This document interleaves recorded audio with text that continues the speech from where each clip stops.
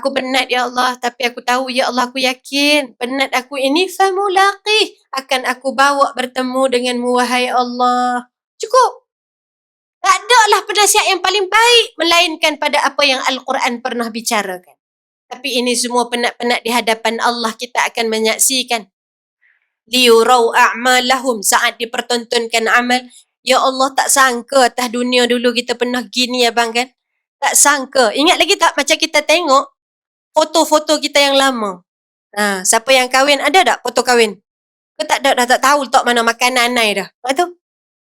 Kalau kita ambil gambar kita kahwin dulu kan, tengok dengan suami kita, bang, dulu kurus saya bang kan. Sekarang ni bukan tak kurus. Besar sikit je. Kan? Ingatlah bang waktu ni. Ingat tak kita sini? Ingat tak? Itu atas dunia.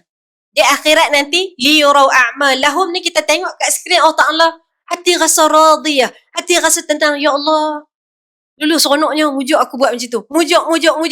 Kemujuran itulah yang kita sebut hari ni tak tergambar dengan kepenatan yang sedang kita usahakan. Bila akan sampai masa dia? Bila kita bertemu dengan Allah Azza wa Jalla. فَمَنْ كَانَ يَرْجُو لِقَاءَ رَبِّهِ فَلْيَعْمَلْ عَمَلًا صَالِحًا. Siapa nak jumpa Allah? Nak jumpa Allah, buat dulu amal. Nak buat amal, penat tak? Penat. Maka penat-penat inilah yang sedang Allah nantikan di akhirat nanti.